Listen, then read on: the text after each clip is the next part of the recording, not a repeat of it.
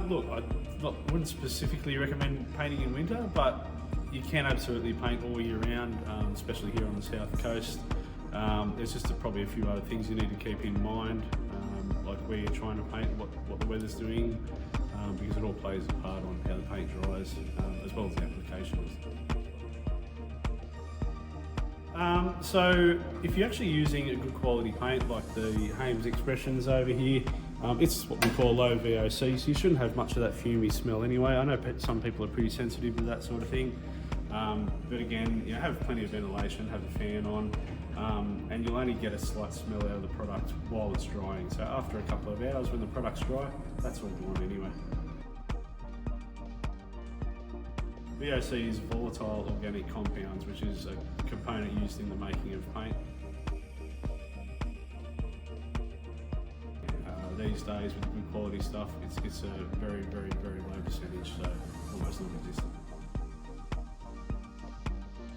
It's not a specific winter paint as such.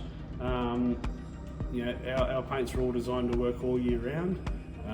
So again, it comes down to make sure you're just buying a good quality premium paint and applying it correctly, and you won't have any drums. Isn't that what I just said?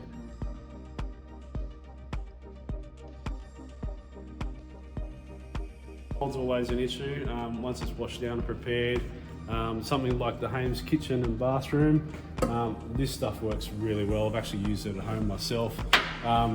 It's fully antibacterial. It's got a 10-year mold and mildew warranty. It's got really great coverage, it goes on nice and it dries down to a nice low sheen as well. That is 100% what I'd recommend for any of those areas that would normally have a mold issue or potentially have a mold issue. Bathrooms, kitchens, some small bedrooms where there's not a lot of ventilation, that's your product to go to.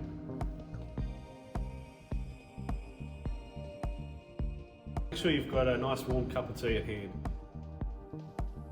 Look, it comes down to ventilation. If you can have the room slightly heated, heating is not the thing, the ventilation is the main thing. Make sure you're using your good quality rollers and brushes to apply the product so you're getting the right film thickness.